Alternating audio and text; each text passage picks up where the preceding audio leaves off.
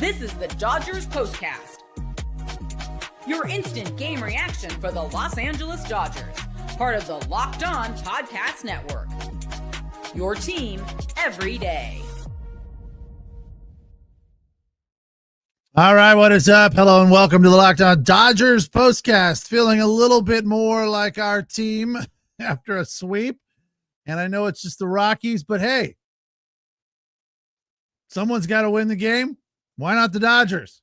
They're like the Generals against the Harlem Globetrotters, right? Everyone beats up on the Rockies. But as we talked about last night, these positive things that are coming out of these wins are hopefully going to help them in the long run. I am Pete Fox, covering sports in LA, dating back to 2007 for ESPN LA and NBC Sports Radio. Tonight's episode of the Locked On Dodgers Postcast brought to you by Gametime.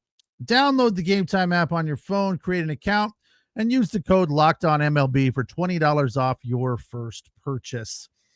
We're just about final here. 9-0, 2 outs in the ninth.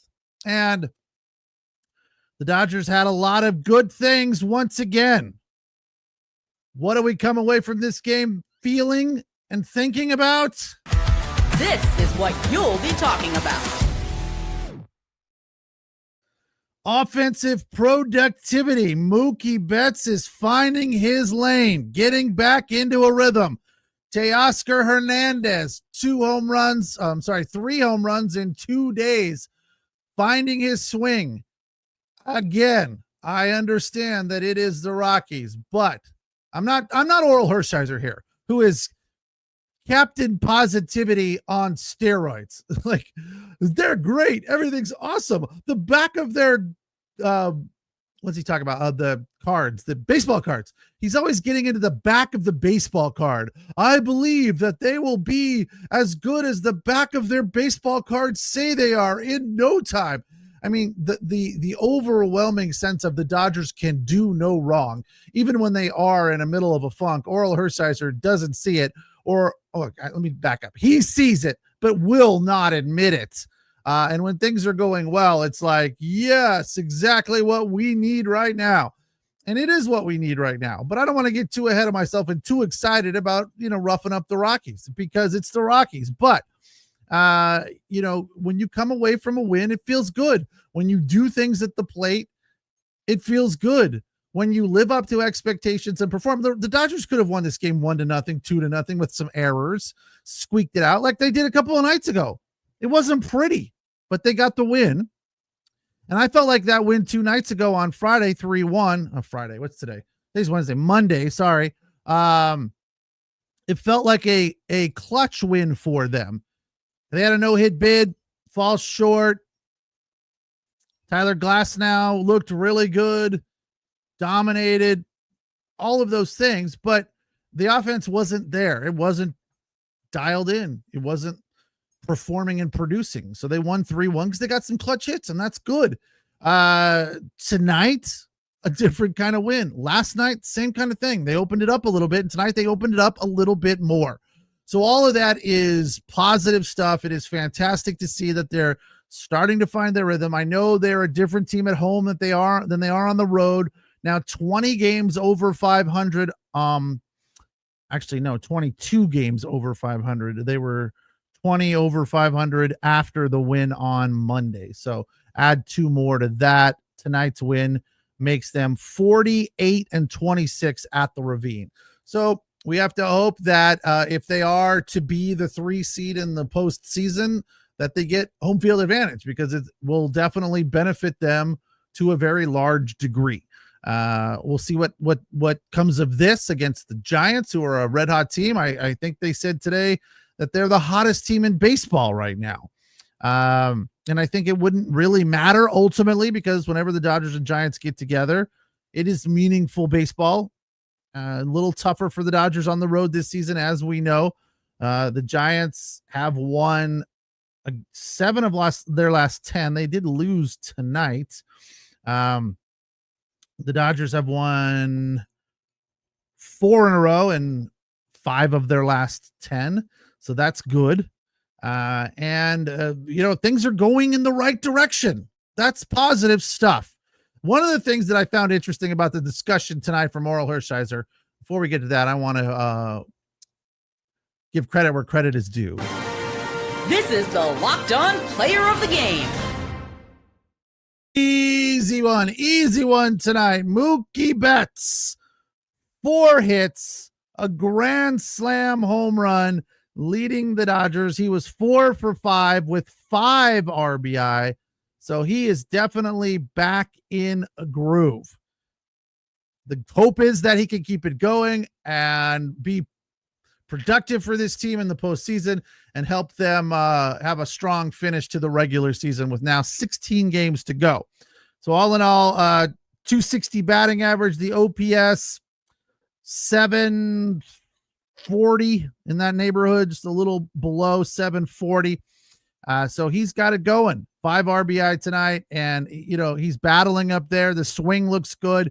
He's Mookie Betts being the MVP. Mookie Betts. Shohei Ohtani with a hit tonight, 2 runs scored, an RBI. He walked once, and again, no Ks. So anytime Shohei Ohtani goes up there and doesn't strike out, swinging at bad pitches is a good thing, a positive outing for me. Teoscar Hernandez, again, 3 home runs in 2 nights. Tonight, just the 1 home run as was his only hit of the night. So that was in the 9th, or the 8th rather, for the 9th run, and that was good to see. Freddie had a home run last night and had a grimace on his face the whole way around the bases, back into the dugout, barely cracked a smile, and he goes out there tonight and is 0 for 5. So I don't know if he's going through it again. It felt like Freddie had found it a little bit, but he's definitely not completely back to being Freddie Freeman. It's very inconsistent, to be sure. Max Muncy returned last night. Tommy Edman returns tonight. He goes 1 for 4 with a run scored and 1 K. So things are starting to work back to being a healthy 9 guys. The starters are back out there. The guys we're used to seeing are back in the lineup and on the field, and that's positive. Blake Snell looked good. Again, it's against the Rockies, but we kind of felt that he would, coming off that performance last time out where he gave up 5 runs. He was just awful. So tonight he had 11 Ks. They describe him as being effectively wild, and tonight it didn't feel like that. It felt like he had his best stuff. Just 2 hits, only walked 2 guys, and he looked locked in, which was nice to see. But all in all, it was a solid performance. And one of the things that, as I was mentioning, that Oral Hershiser got into tonight, which I found to be kind of interesting, was the discussion about the Dodgers being a team that needs to execute. And when they execute, they win. I was like, yeah, that's obvious, Oral. It's hard to execute and not win. And it's rare for this Dodger team, and feel free to correct me if I'm wrong, but it's rare for this Dodger team to go out and play well and lose. There are times when that happens, but not very frequently for this team. When they play well, they win. And I think that's why we get frustrated when they lose to inferior opponents, because obviously they're not winning or losing and playing well. When they lose to a team like the Pirates or the Orioles or the Diamondbacks or the Rockies, and granted, they pointed out tonight that, so kind of makes me feel a little foolish about getting so upset losing to those 2 games in Colorado a few weeks ago, because the Dodgers only lost 2 games to the Rockies this year. I believe they swept them in 3 of the 4 series that they played. So utter domination over Colorado for the Dodgers this year. But yeah, when they're a 40-win team, you really shouldn't lose any against them. But what I'm coming back to here is when you are a team that executes and you win, it's frustrating when you go out and lose, because it mainly equals non-execution. Pretty simple. It's very rare the Dodgers go out and play their best and go, well, we just got beat tonight. No, that's rare. I mean, when's the last time that happened? I can't even think of it. Well, we played well, you lose 6-5, something like that. Played well, pitched well, got some hits, scored some runs. It doesn't happen a lot. It's not like they go out, whenever they go out, and there are times, obviously this season, I off the top of my head, nothing pops into my mind, but I've obviously been times when they have gone out and gotten beat by a better team and just kind of gotten schooled. But I feel like Dodger fans are a little bit, their ego is, I shouldn't say there. I'll put myself into this category. Our ego is a little bit overinflated because of this lineup and what we know that they're capable of. So when they go out and lose to like the Brewers, who are the best team in baseball right now, and get punched in the mouth the way that they did the last time they faced the Brewers, it's frustrating because we ultimately know, even though that is the best team in baseball right now, and that all started for Milwaukee right after they faced the Dodgers July 18, 19, and 20. They swept the Dodgers in LA 2-0, 8-7, and 6-5. So I think that was really the last time that we felt like they played well. They scored runs, but lost to a better team. More often than not, when the Dodgers execute, they win. So I thought it was funny and interesting that Orel was getting into this whole thing about execution. We have to go out and execute, right? And I'm like, yeah, of course. Obviously, it's rare and difficult to execute and lose. So I think that's where the frustration comes for Dodger fans. Tonight, though, a nice win, 9-0 the final. Dominance to wrap up a sweep against the Rockies, to move on against the Giants with the right state of mind. It's all you could ask for at this point in time. Feeling good about Mookie Betts. Teoscar Hernandez is finding his rhythm. And most importantly, the starting pitching is definitely dominating of late. Well, we've had 3 no-hit bids. Emmett Sheehan, Tyler Glasnow, and of course, the one that all of us want to bury and forget about, Yamamoto's 8 2/3, which ended up in a loss. I think the worst loss of the season, without a doubt, for the Dodgers. But tonight, a 9-0 win. It's the Locked On Dodgers postcast on the Locked On Dodgers YouTube channel, where you can find Travis Rogers Monday through Friday with the Locked On Daily Dodgers podcast. After the break, we'll get into the turning point of this game. Tonight's episode of the Locked On Dodgers postcast is brought to you by Nutrafol. You've probably seen a million ads for hair growth products and thought, sure, like that actually works. There are so many products out there, and it's hard to know which ones are actually going to do anything. That's why you should give Nutrafol a closer look. Nutrafol is the #1 dermatologist recommended hair growth supplement brand, trusted by over 1.5 million people. And it's not just hype. This is a supplement clinically tested that targets the root cause of thinning and shedding with a proactive approach. See thicker, stronger hair with less shedding in just 3 to 6 months with Nutrafol. For a limited time, Nutrafol is offering Locked On MLB listeners $10 off your first month, the first month subscription, and free shipping when you go to Nutrafol.com and enter the promo code LOCKEDONMLB. That's Nutrafol.com, promo code LOCKEDONMLB. Tonight's episode also brought to you by Gametime. There's nothing like catching a live baseball game. The energy, the crowd, the nachos, the hot dogs, the cold beer, and seeing your team live and in person at a fantastic venue like Dodger Stadium. But actually getting those tickets can be tough. Queues, login screens, surprise fees at the end when you're checking out. What are all these extra fees for? Well, it all takes the fun out of it. That's where Gametime comes in, and that's why I use Gametime, the app that gives you the advantage back to the fans. Gametime is fast, easy, and backed by Gametime's guarantee. I'll always get 100% authentic tickets delivered on time and at the best price possible. Plus, the longer you wait, closer to game time or the start of the show, the cheaper the tickets will be. It's worth running the risk to save a little money. Also, views from the seat available on the app, which again can save you money, because if you move over a section or up a section, sometimes the view is pretty similar, but it could be a lot cheaper. So use that feature. It's one of my favorite features on the app. They also have zone deals. You pick the section, Gametime picks the seats, and you save big. Download the Gametime app, create an account, and use the code LOCKEDONMLB for $20 off your first purchase. Terms apply. Again, promo code is LOCKEDONMLB for $20 off. Swipe, tap, tickets. Go download Gametime today.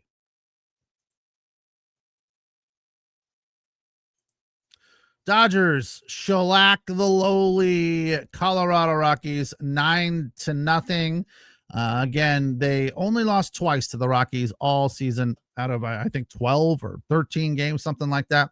4 in a row now for the Dodgers after the 5-2 win over the Baltimore Orioles at Camden Yards to wrap up that series. Kershaw got the win there. Then Glasnow had the no-hitter working for 6. Got that win on Monday against the Rockies, 3-1. Emmett Sheehan gets the win last night. He's now 6-3. And Snell evens his record to 4-4 tonight with the win, the 82nd win of the season for the Dodgers. As far as the rest of the bullpen, this is where I'm a little disappointed. I understand that it is a process, and I am willing, as Oral Hershiser asked us all to do tonight, to give him a little leeway, to just relax, take a beat, take a breath. It's a process with Michael Kopech, and I get it. I am there. I'm willing to give him some rope. We've got 16 games to go, only one meaningful series down the stretch, and that is against the Philadelphia Phillies, who evidently have lost Trey Turner to the IL. That could be helpful for us on Monday. But Michael Kopech tonight was all over the place. And this is the problem with Kopech. He is either locked in or a disaster. It is black or white. It is up or down. There is no gray area with Michael Kopech. He walked the bases loaded. He did get one out, so give him credit for that. But just nothing. He was just throwing fastballs on top of it all. He couldn't even hit the zone with a fastball. And Michael Kopech is a guy that can throw at triple digits. He was throwing like 95, 96, which is him trying to take a little off and find the strike zone. He couldn't do it.